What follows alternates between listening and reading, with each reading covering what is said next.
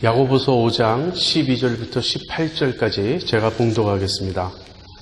내 형제들아 무엇보다도 맹세하지 말지니 하늘로나 땅으로나 아무 다른 것으로도 맹세하지 말고 오직 너희의 그렇다 하는 것은 그렇다 하고 아니라 하는 것은 아니라 하여 죄의 정함을 면하라.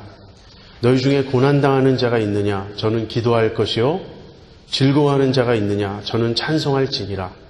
너희 중에 병든 자가 있느냐? 저는 교회의 장로들을 청할 것이요 그들은 주의 이름으로 기름을 바르며 위하여 기도할지니라. 믿음의 기도는 병든 자를 구원하리니 주께서 저를 일으키시리라. 혹시 죄를 범하였을지라도 사하심을 얻으리라. 이러므로 너희 죄를 서로 고하며 병 낫기를 위하여 서로 기도하라. 의인의 간구는 역사하는 힘이 많으니라. 엘리야는 우리와 성정이 같은 사람이로되 저가 비 오지 않기를 간절히 기도한즉 3년 6개월 동안 땅에 비가 아니오고 다시 기도한즉 하늘이 비를 주고 땅이 열매를 내었느니라. 지난 주일에는 저희가 시험과 인내에 대한 야고보 선생의 가르침을 살펴보았습니다. 우리가 시험을 당할 때 야고보 선생은 이렇게 권면합니다. 무엇보다도 원망하지 말라고. 시험 당할 때 원망하지 말고 참고 견디라고, 인내하라고. 그것이 믿음의 태도라고. 언제까지 그렇게 하라는 말입니까? 주님이 다시 오셔서 심판하실 때까지. 결국 주님의 심판이 있기 때문에, 주님의 재림과 심판이 있기 때문에 우리는 그 모든 것을 주님께 맡기고 우리가 여기서는 스스로 복수하거나 스스로 원수를 갚으려 하지 말고 우리가 불의한 고난을 당하더라도 모든 것을 주님께 맡기고 인내하면서 원망하지 말고 인내하면서 살라 하는 것이 지난주 저희가 상고한 가르침이었습니다. 오늘은 계속 이어서 시험과 기도에 대해서 야고보 선생의 가르침을 살펴보고자 합니다. 그런데 이 본문을 해석함에 있어서 주석가들마다 조금 차이가 있는 것을 우리가 보게 돼요. 오늘 이 12절에 무엇보다도 이렇게 하는 말은요, 바울이 즐겨 쓰는 종말로 하는 것과 같은 뜻입니다. 그래서 이 편지의 결말 부분이 여기서부터 시작된다. 그럼으로써 이제 새로운 섹션으로 이렇게 이해를 하는 그런 관점이 있습니다. 그렇지만 여기 13절에 너희 중에 고난당하는 자가 있느냐라는 그 말씀에 그 고난이라는 단어가 10절에 나오는 선지자들로 고난과 오래 참음의 본을 삼으라라고 말할 때 그 고난과 같은 단어예요. 그래서 여전히 지금 야고보 선생이 가르치고 계신 그 주제는 우리들이 겪는 시험에 대한 것입니다.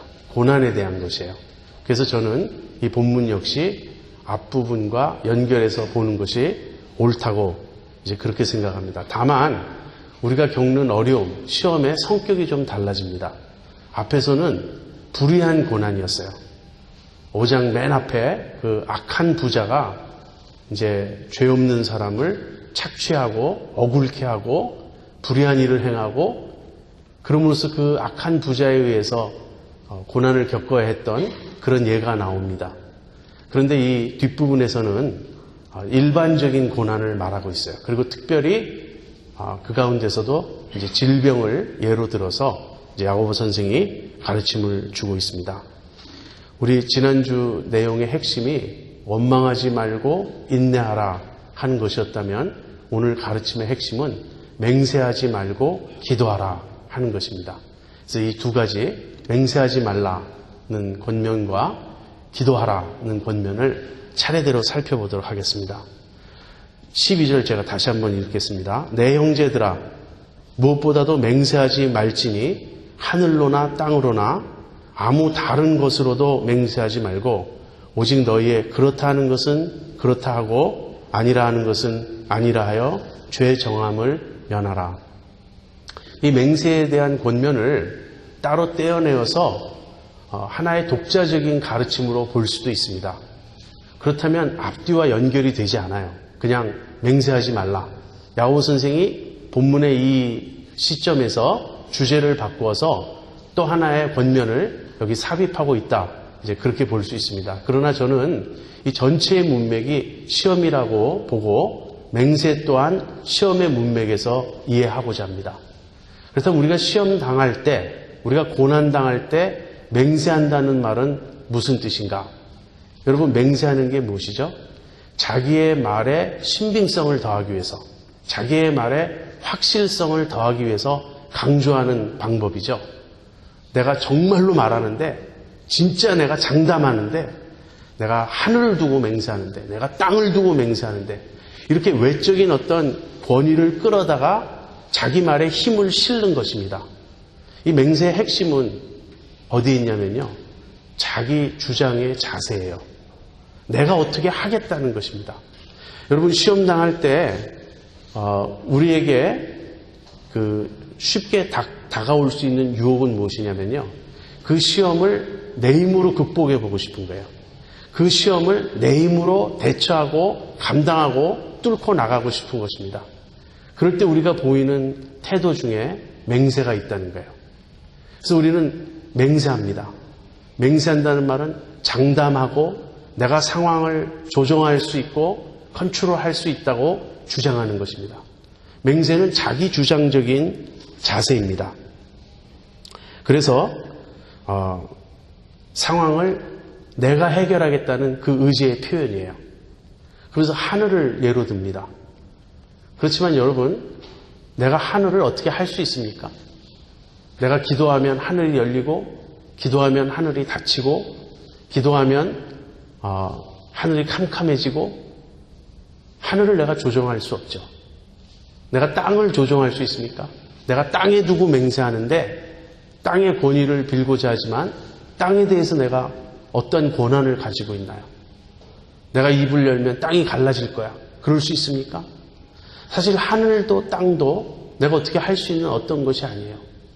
사실 내가 맹세하기 위해서 끌어들이는 그 어떠한 대상도 내가 컨트롤할 수 있는 것은 아무것도 없습니다.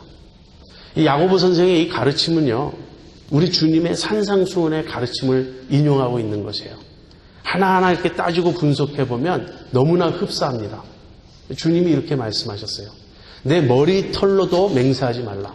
하늘이니 땅이니, 하늘은 하나님의 보좌요, 땅은 하나님의 발등상이에요. 그런 어마어마한 대상을 두고 맹세하는 건 아니라 할지라도 심지어는 내 머리털조차도 그걸 두고 맹세하지 말라는 거예요. 내가 내 머리털 한 올이라도 희귀하거나 검게 할 수 없다고. 이것이 우리의 실상입니다. 내가 할 수 있는 일이 사실 아무것도 없어요. 그런데도 우리는 맹세하는 거예요. 하늘을 두고 맹세하고 땅을 두고 맹세하고 쉽게 자기 목숨을 걸고 맹세하고. 여러분, 맹세함으로써 내가 이 상황의 주인이라고 주장하고 싶어합니다. 내가 컨트롤할 수 있다. 여러분, 우리는 그런 사람을 종종 봅니다. 어떤 어려움이 닥칠 때 큰 소리 치는 사람, 장담하는 사람, 자기가 해결할 수 있는 것처럼 막 허풍 떠는 사람. 맹세하지 말라고. 맹세하지 말므로써 죄 정함을 면하라고. 이 말을 뒤집어 이야기하면 맹세하면 정죄받을 것이다. 맹세는 믿음의 태도가 아니라는 것입니다. 그래서 너희는 그렇다 할 것은 그렇다 하고 아니라 할 것은 아니라 하라. 주님은 예 하고 아니라 하라, 이렇게 말씀하셨어요. 이 말씀은 무슨 뜻이죠? 순복하는 자세를 가지라는 거예요. 내 한계를 알고 그렇다고 한다면 그렇게 인정을 하고 아니라면 아니라고 진실하게 말하면 되는 것입니다.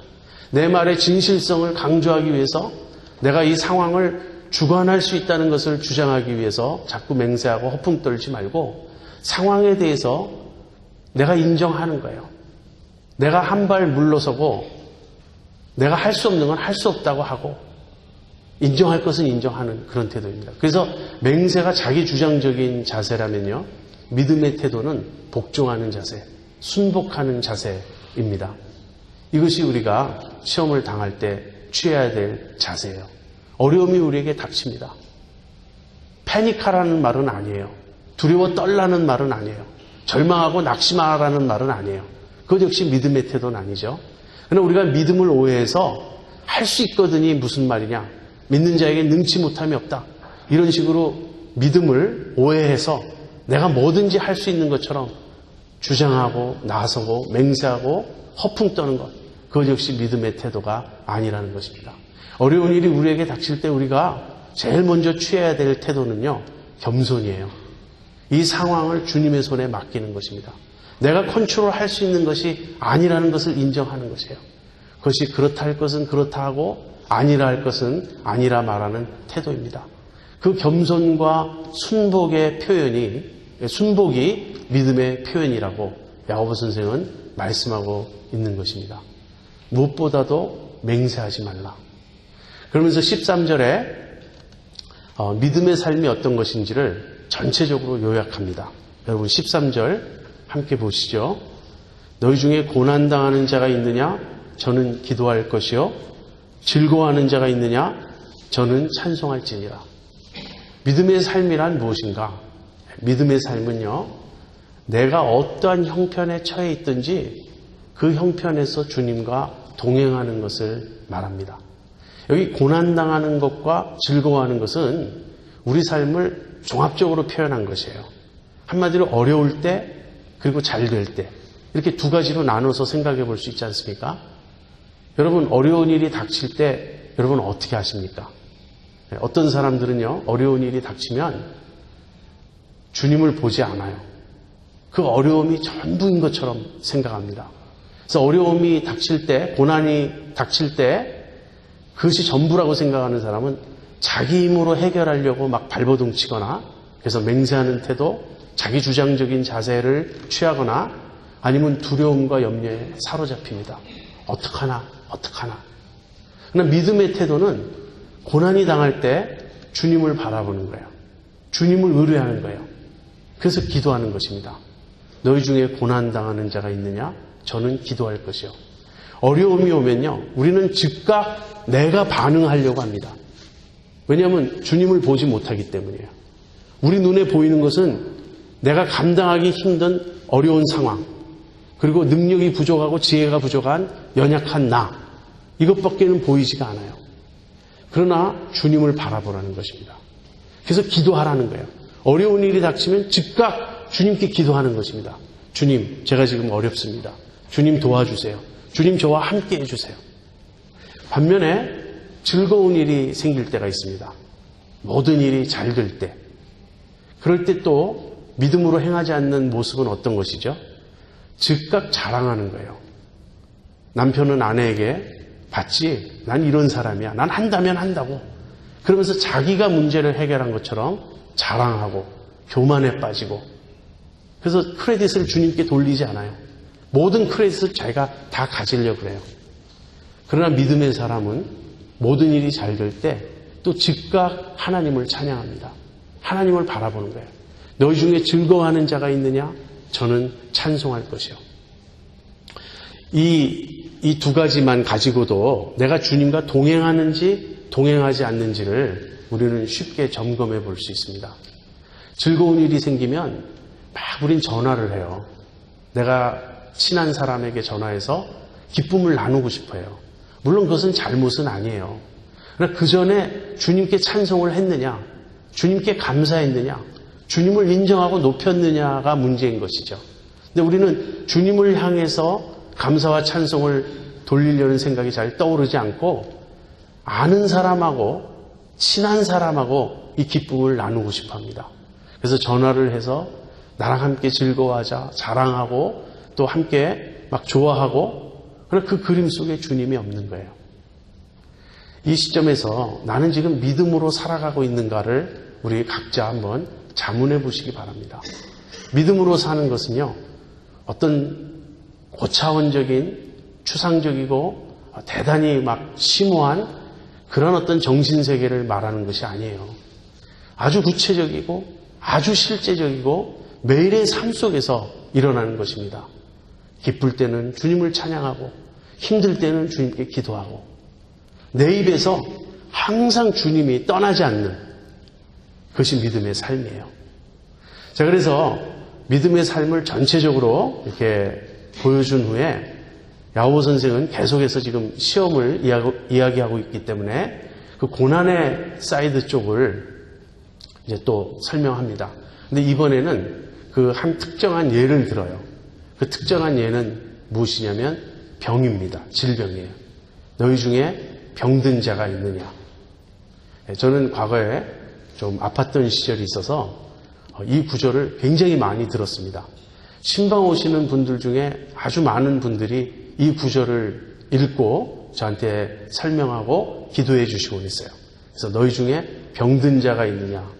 저는 교회 장로들을 청하고 이제 이렇게 하라. 네. 여러분이 지금 아직 아프지 않으시다면, 제가 아직이란 말을 무심코 썼는데 사실입니다. 언젠가 아플 수 있어요. 우리는 일생 살아가면서 여러 가지 고난을 당하지만 특별히 질병의 어려움을 당할 때가 있습니다. 그럴 때는 어떻게 해야 되나요? 이제 기도해야죠. 우리가 아프면 기도해야 됩니다. 여러분, 아프면 의사도 찾아가야 돼요. 의사도 하나님이 우리를 고치시는 방법입니다. 아프면 약도 먹어야 돼요. 그러나 아까도 말씀드린 것처럼 인간적인 수단과 방법을 강구하기 전에 제일 먼저 해야 될 일은 기도하는 것입니다. 근데 어떻게 기도하라는 말인가? 본문은 세 가지를 가르쳐주고 있어요. 첫 번째는 공동체적으로 기도하라. 두 번째는 믿음으로 기도하라. 세 번째는 의인의 기도. 이 세 가지를 차례대로 살펴보도록 하겠습니다. 첫 번째는 공동체적으로 기도하라는 거예요. 14절 보시죠. 너희 중에 병든 자가 있느냐? 저는 교회의 장로들을 청할 것이요 그들은 주의 이름으로 기름을 바르며 위하여 기도할지니라. 16절 이러므로 너희 죄를 서로 고하며 병 낫기를 위하여 서로 기도하라. 교회 장로들을 청하여 기도하라는 말은 무슨 말입니까? 이 말은요, 교회 전체가, 믿음의 지체들 전체가 함께 기도하라, 공동체적으로 기도하라는 말입니다. 교회 장로들은 특별히 그들에게만 기도할 책임이 있다는 뜻으로 쓰인 것이 아니라 교회를 대표한다는 의미에서 그들을 청하라고 하는 거예요. 교회를 다 부를 수 없잖아요. 그러니까 누구를 부르죠? 교회 대표인 교회 장로들을 청하는 것입니다. 그러나 16절에서 우리가 읽은 것처럼 너희 죄를 서로 고하며 병 낫기를 위하여 서로 기도하라. 우리가 함께 기도하는 거예요. 교회 장로들이 대표로 병든 자를 찾아가서 기도하지만 동시에 온 교회가 그 사람을 위해서 함께 기도해야 하는 것입니다. 그래서 이 14절, 16절이 보여주는 바는 교회 장로들에게, 다시 말하면 오늘식으로 이야기하면 목사가 거기에 해당되겠죠. 어떤 교회 지도자들에게 특별한 치유의 능력이 부여되어 있다. 그런 뜻이 아니고요. 교회 전체가 공동체적으로 함께 기도하라는 그러한 가르침입니다. 지금 교회 장로들이 찾아갑니다. 교회 장로들, 목사님이나 장로님들이나 이런 교회 지도자들이 찾아가서 무엇을 어떻게 하라는 거죠? 주의 이름으로 기름을 바르며 위하여 기도하라. 이렇게 말하고 있어요. 근데 여러분의 관심은 즉각 기름에 있을 것이에요. 기름을 바르라. 오늘날에도 이 명령을 문자적으로 순종해서 기름을 바르고 기도하시는 분들이 있습니다. 그것은 괜찮은 일이에요. 문자적으로 순종해도 돼요. 그러나 기름을 바르고 기도하지 않는 것은 불순종하는 것인가? 또 이런 질문도 우리가 던질 수 있습니다. 그래서 기름의 의미가 무엇인가를 우리가 알아야 돼요. 한 세 가지 정도로 해석이 가능합니다. 기름을 첫 번째로는요, 약으로 보는 입장이에요. 사실 그 고대에는 기름이 널리 약으로 쓰였습니다. 고대에는 무슨 약이 발달하지 않았잖아요. 그러니까 기름이 거의 만병통치약 비슷하게 여기저기에 두루두루 쓰였던 것입니다. 그래서 만약에 기름을 바르고 기도하라, 이 말을 기름을 약으로 사용하면서 기도하라는 뜻이라면 오늘날 어떻게 우리가 적용할 수 있습니까? 약을 먹어가면서 기도하라, 그런 뜻이 되겠죠. 그렇지만 기름이 약으로 쓰인 것은 사실이지만요, 모든 경우가 기름으로 낫는 것은 아니죠. 그래서 아무래도 그 뜻은 아닌 것 같아요. 두 번째는요, 기름에 자꾸 주술적인 의미를 부여하려는 그런 사람들이 있어요. 주술적인 의미란 무엇이죠? 기름 자체가 어떤 약은 아니지만 어떤 효과를 일으킬 수 있다고 믿는 믿음이에요. 그래서 오늘날에도 기름을 바르고 기도해야 된다고 주장하는 분들이 그런 주술적인 이해를 가지고 있다면 이것 역시 좀 곤란한 해석입니다. 기름을 바를 때 그냥 기도하는 것과 달리 기름을 발랐기 때문에 어떤 특별한 능력이 역사할 것이다. 기름이 약이어서가 아니라 약은 아니지만 어떤 신비한 능력이 기름을 통해서 나타날 것이다. 또는 기름 자체의 능력은 없겠지만 기름을 바르고 기도할 때 어떤 특별한 능력이 나타날 것이다. 이렇게 보는 해석이 있습니다. 저는 이 해석을 지지하지 않습니다. 이 해석은요, 세 번째가 맞다고 저는 생각해요. 세 번째 해석은 무엇이냐면 기름이 상징적으로 쓰인다는 거예요. 기름을 바른다라는 것은 이 환자를 하나님 앞에 특별히 구별해서 하나님께 이렇게 내어 맡기는 그러한 의식이라고 생각합니다. 기름을 바름으로써 하나님께 이 환자를 우리가 올려드립니다. 그래서 이 믿음의 표현이 기름을 바르는 것이라고 말할 수 있습니다. 바로 그 다음 단어도 이 사실을 보여줘요. 기름을 바르고 위하여 기도하라. 여기 위하여 기도하라 하는 말이 우리말로는 좀 불분명합니다. pray over예요. 그 사람 위에 놓고 그 사람 위에서 기도하라. 그런데 이것을 많은 학자들이 안수로 봅니다. 저도 그 해석이 맞다고 생각해요. 기름을 바르고 그 사람의 머리 위에 손을 얹고 안수하면서 기도하라. 다시 말하면 이 사람 위에 하나님의 특별한 능력이 임하기를 간절히 원하면서 하나님께 이 사람을 맡겨드리는 그러한 자세로 기도하는 것입니다. 그래서 기름을 바르거나 안수할 때 그 의미는 믿음에 있어요. 하나님께 하나님의 특별한 관심과 케어를 이 사람 위에 부어달라고 요청하는 것입니다. 그래서 더욱 중요한 단어는 무엇이냐면 앞에 나오는 주의 이름이라는 거예요. 주의 이름으로 기름을 바르고 안수하며 기도하라. 제일 중요한 것은 주의 이름입니다. 여러분, 주의 이름으로 기도하라는 말은 무슨 뜻이죠? 믿음으로 기도하라는 말이에요. 주님께 맡기라는 거예요. 주님의 권세, 주님의 그 치유의 능력이 나타나게 해달라고 기도하는 것입니다. 이것이 교회 장로들을 청하여 기도하는 그 모습이에요. 교회 전체가 함께 기도합니다. 근데 교회 전체를 대표하는 장로들은 와서 주님의 이름으로 믿음을 가지고 기도하라 하는 것입니다. 이렇게 이제 기도하는 것이 이 질병을 당했을 때 공동체적으로 기도하라는 가르침의 의미입니다. 공동체적으로 기도하라. 혼자 기도하지 말고 질병이 있다는 사실을 자꾸 숨기고 부끄러워하지 말고 모두가 이것은 우리의 문제입니다. 우리 지체의 아픔은 우리의 아픔입니다. 함께 인정하면서 기도하라는 거예요. 그래서 주의 이름으로 기도하라는 것이 보여주는 바는요, 믿음의 기도고요. 이 믿음의 기도는 어떻게 기도할 것인가에 대한 두 번째 이제 가르침입니다. 첫 번째가 공동체적 기도였다면 두 번째는 믿음의 기도여야 한다는 거예요. 그것이 15절에 나옵니다. 믿음의 기도는 병든 자를 구원하리니 주께서 저를 일으키시리라. 혹시 죄를 범하였을지라도 사하심을 얻으리라. 여러분, 믿음의 기도, 이건 우리가 다 잘 아는 일입니다. 아는 얘기입니다. 믿고 기도해야죠. 그건 신앙의 ABC입니다. 누구나 다 알고 있어요. 그런데 중요한 것은 누구의 믿음이냐 하는 거예요. 여기서 환자의 믿음을 가리키지 않습니다. 이것은 그를 위하여 기도하는 사람들의 믿음을 가리켜요. 제가 아파봐서 아는데요. 환자가 믿음이 없어서 병이 안 낫는다고 말하면 그 환자에게 이중적인 아픔을 주는 거예요. 지금 병도 힘든데 기도하라 그래서 환자도 기도합니다. 그리고 물론 환자도 믿으려고 해야 돼요. 그러나 우리가 여러분도 경험해 보시면 알겠지만 우리가 어려움에 처할 때는요, 우리의 믿음이 약해집니다. 우리가 힘이 없어져요. 문제가 더 커져 보입니다. 두려움에 빠지게 되고 우리가 흔들리게 됩니다. 이럴 때 공동체의 도움이 필요한 거예요. 여러분, 중풍병자 이야기를 아시죠? 우리 주님의 지상생애 때 한 중풍병자가 있었어요. 그 중풍병자를 4명의 친구가 침상에 누인 채 주님 앞으로 데리고 오죠. 사람이 너무 많았습니다.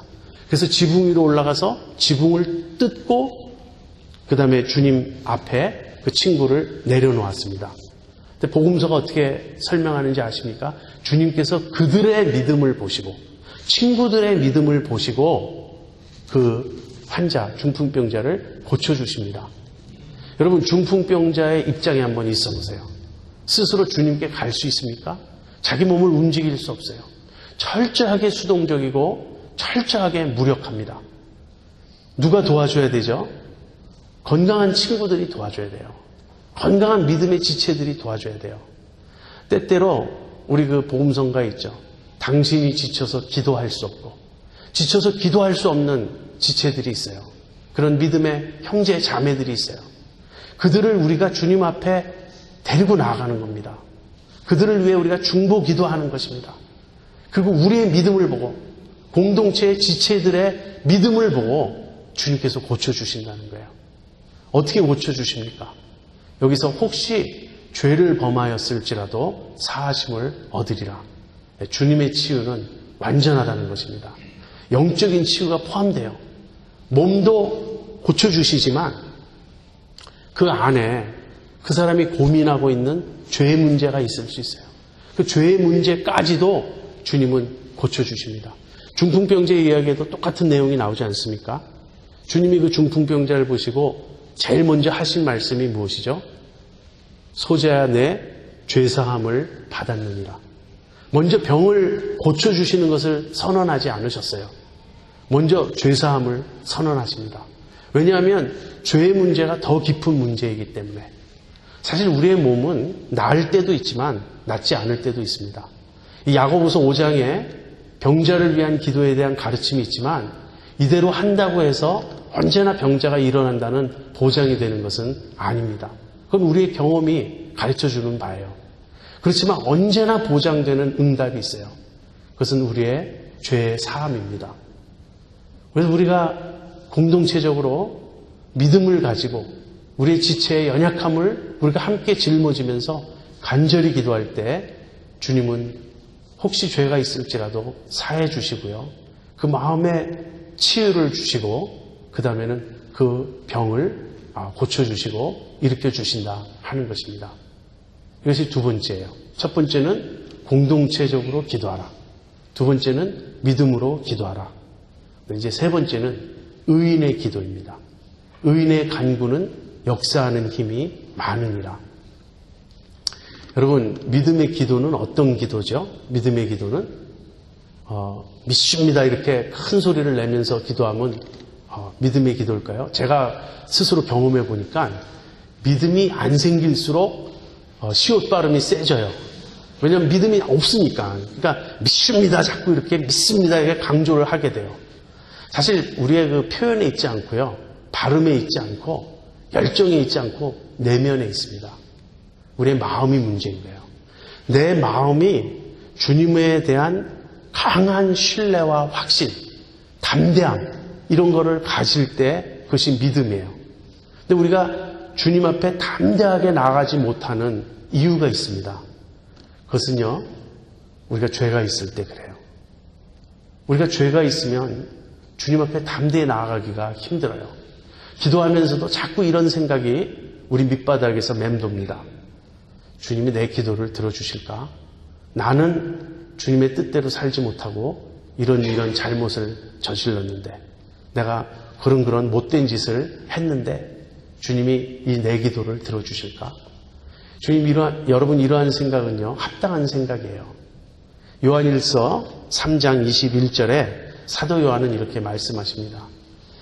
사랑하는 자들아, 만일 우리 마음이 우리를 책망할 것이 없으면 하나님 앞에서 담대함을 얻고 무엇이든지 구하는 바를 그에게 받나니. 믿음은 담대함을 필요로 해요. 근데 우리가 그 믿음의 담대함을 갖기 위해서는 내 마음이 책망할 것이 없어야 한다 하는 거예요. 내 양심이 깨끗해야 한다. 내 마음이 지금 나를 정죄하고 있으면, 내 양심이 나를 책망하고 있으면 우리가 어떻게 하나님 앞에 담대히 나아갈 수 있겠습니까? 그래서 어떻게 하라는 말이죠? 그때는 죄를 자백해야죠. 우리가 죄를 자백하면 주님이 우리 죄를 용서해 주신다고 약속하셨죠. 요한일서 1장 9절. 만일 우리가 우리 죄를 자백하면 저는 미쁘시고 의로사 우리 죄를 사하시며 모든 불의에서 우리를 깨끗게 하실 것이라고 약속이 있습니다. 그래서 우리가 죄를 고하며 기도하는 거예요. 여러분 여기 의인의 기도는 이라고 말할 때 의인을 정말 흠도 없는 완전히 거룩하고 깨끗하고 그런 사람으로 여러분 생각하신다면 이 본문의 가르침은 우리에게 별 도움이 되지 않아요. 그런 의인의 기도가 간구하는 힘이 있다면 나는 아니다. 나는 그런 의인이 아닌데 나는 하나님 앞에 그렇게 내가 그냥 정말 난 깨끗하게 살았습니다. 나는 착하게 살았습니다. 나는 거룩한 존재입니다. 그렇게 나설 수 없는데 이 본문의 가르침은 나하고는 거리가 멀구나. 그렇게 생각하기가 쉽습니다.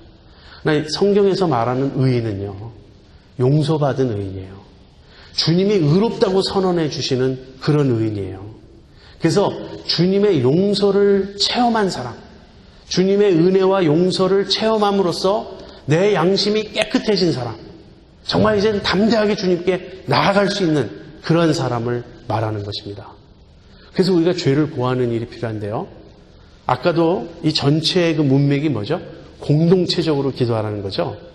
그래서 죄를 서로 고하라 이렇게 말하는 겁니다. 죄를 서로 고하라. 딱 여러분 이 얘기를 들으면 곤란할 거예요. 그러면 어떻게 내 부끄러운 죄를 다른 사람에게 고하라는 말인가? 모든 죄를 서로 고하라는 말은 아닙니다. 진짜인지 아닌지는 모르겠어요. 사실인지 아닌지는 모르겠는데 어떤 목사님의 그 설교 중에 들은 이야기입니다. 죄를 서로 고하라 그랬더니 한 남자 집사님이 어떤 교회 여자 집사님에게 내가 당신을 보고 음욕을 품었던 걸 내가 회개했다고 이 말을 해서 그 여자 집사님이 교회를 떠나게 됐다는 그런 이야기를 들은 적이 있어요. 그렇게 하라는 얘기가 아니죠. 여러분 우리가 주님 앞에 개인적으로 고백해야 될 죄들은 개인적으로 고백해야 합니다. 근데 여기서 죄를 서로 고하라는 것은요. 공동체에 있어서 관계를 어렵게 한 문제들에 대해서 회개하라는 것이에요. 한마디로 서로 죄를 고하고 용서를 구하고 공동체가 깨끗게 됨을 경험하라 하는 것입니다. 그래서 우리가 함께 기도하다가 주님이 우리의 마음에 책망을 하십니다. 그러면 기도하다가 옆 사람에게 내가 고백하는 거예요. 아무개 형제님, 제가 몇 주 전에 형제님에게 가시도친말을 했는데 지금 주님이 제 마음을 책망하십니다. 제가 정말 그때 잘못했어요. 그때 형제님에게 화가 나 있었고 무례한 행동을 제가 범했습니다. 그렇게 고백하라는 거예요. 그러면 또 들은 사람이 아니에요. 그때 제가 먼저 너무나 못된 행동을 했죠. 형제님 화를 내시는 건 어쩌면 당연한 일인지도 몰라요. 제가 잘못했습니다. 그래서 우리가 죄를 서로 고함으로써 우리 사이에 금이 간 관계들, 불편해진 관계들, 자꾸 막히고 답답해진 그런 관계들, 그걸 허물어 버려라 하는 것입니다. 우리가 공동체적으로 기도한다고 하지만 여기 와서 입으로는 아무개를 위해서 고쳐주세요, 용서해주세요, 깨끗게 해주세요 간절히 기도하지만 내 마음이 그를 향하여 열려있지 않다면 그게 어떻게 합심기도가 될 수 있겠습니까? 그게 어떻게 진정한 중보기도가 될 수 있겠습니까? 여러분 우리 교회가 작아요. 큰 교회는 아닙니다. 그러나 작은 교회 안에서도 눈에 보이진 않지만 참 영적인 눈으로 본다면 이렇게 저렇게 갈라지고 사이가 멀어지고 불편해지고 금이 가 있고 뭔가 막혀 있고 그럴 수 있죠. 그럴 때 우리가 어떻게 합심해서 기도할 수가 있습니까? 그런 걸 허물어 버리라는 거예요. 누군가가 우리 중에 아프다면 그건 그 사람만의 문제가 아닙니다.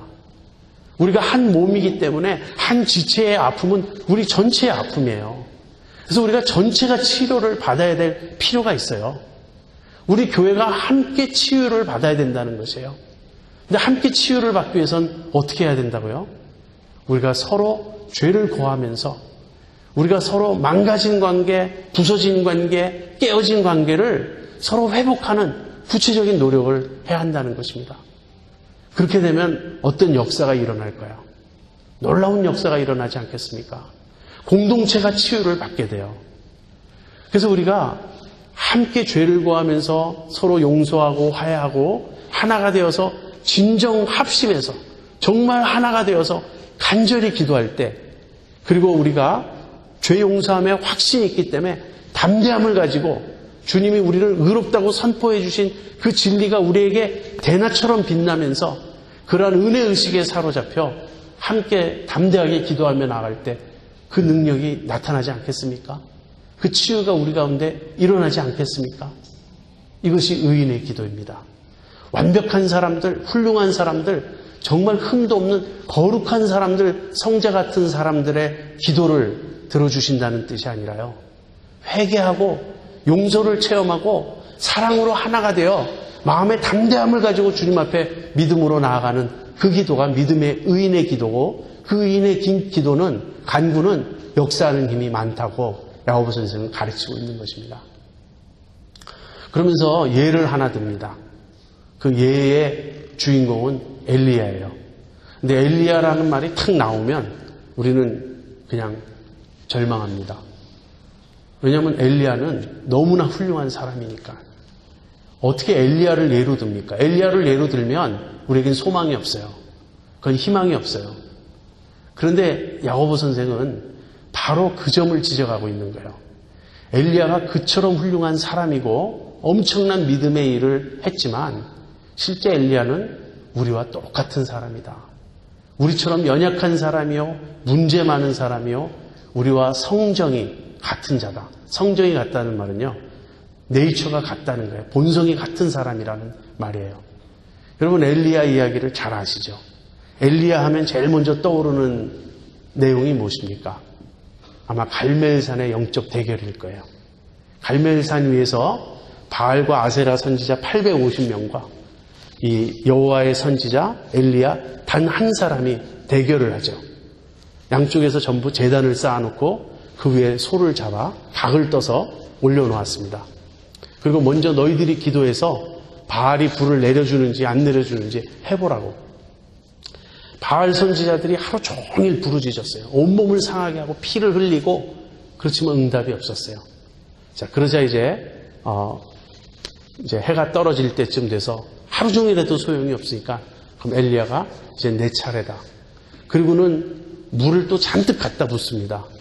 그러면 진짜 소망이 없잖아요. 그냥 바짝 마른 가운데 어떻게 마찰이 일어나서 불이 좀 붙어도 될까 말까 하는 판인데 물을 잔뜩 부어놓으니 이제 인간적 가망은 하나도 없는 것입니다. 그러나 엘리야가 기도했더니요, 하늘에서 불이 떨어졌어요. 그리고는 제단을 싹 살라버리고 모든 재물의 모든 걸 다 태워버렸습니다. 얼마나 엄청난 능력입니까? 여러분, 역사상 기도에서 불 떨어지게 한 사람 엘리야 외에 또 있을까요?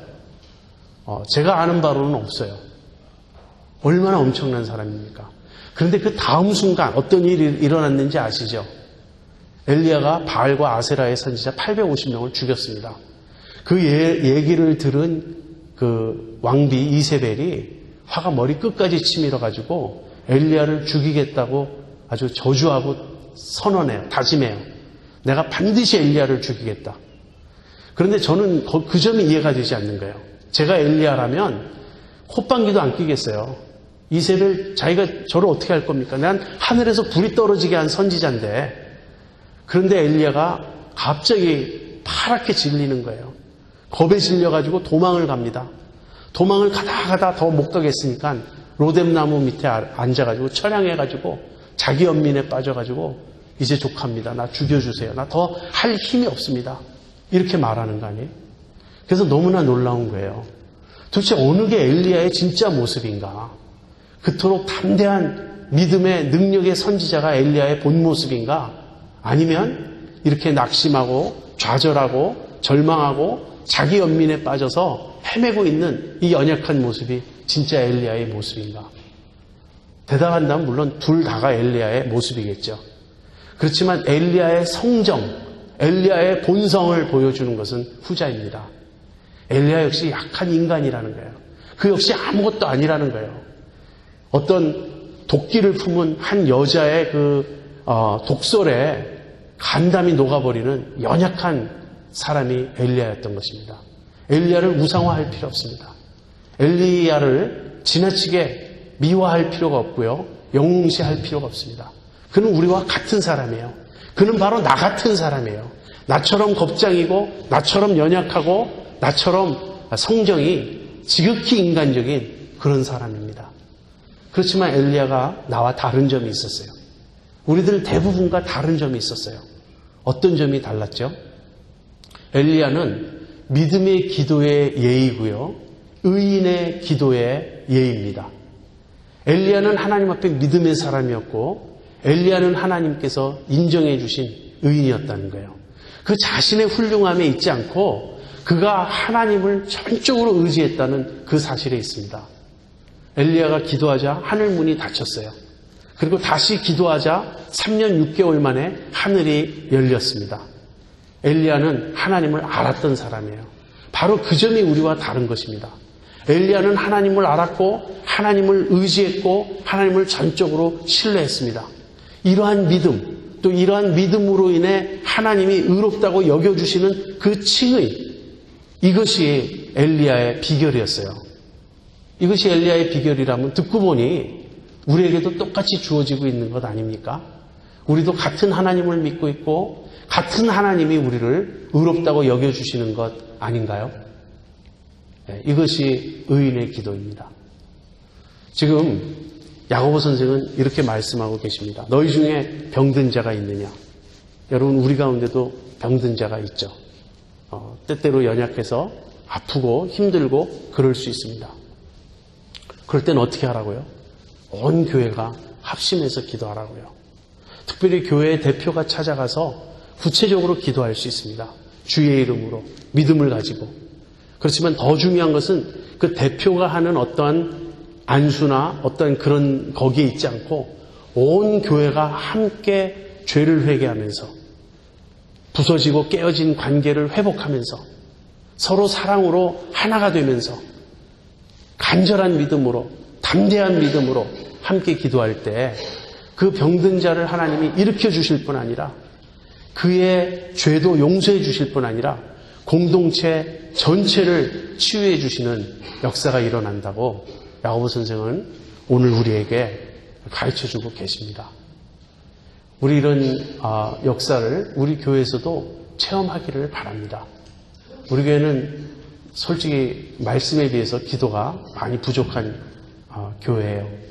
제가 지금 이 미국 교회에 매주 토요일 새벽을 쓸 수 없겠냐고 제가 좀 질문을 했습니다. 근데 세크리터리가 휴가 중인지 보통 금방 답이 오는데 아직 답이 오지 않고 있어요. 그래서 여기서 하든지 아니면은 새로 좀 이사간 조금 더 넓은 사무실에서 하든지 저희도 일주일에 한 번 토요일에는 좀 새벽 기도가 될지 뭐 그냥 아침 기도가 될지 새벽이라고 부르기엔 좀 늦을 수도 있으니까 그럼 우리가 기도 모임을 좀 가질 필요가 있다고 생각합니다. 근데 우리 교회가 말씀뿐 아니라 기도에 있어서도 좀 열성적인 그런 교회가 되기를 바랍니다. 여러분 중에 병든 자가 있습니까? 또는 여러분 중에 어떤 어려움에 처한 자가 있습니까? 여러분, 절대 문제를 숨기지 마세요.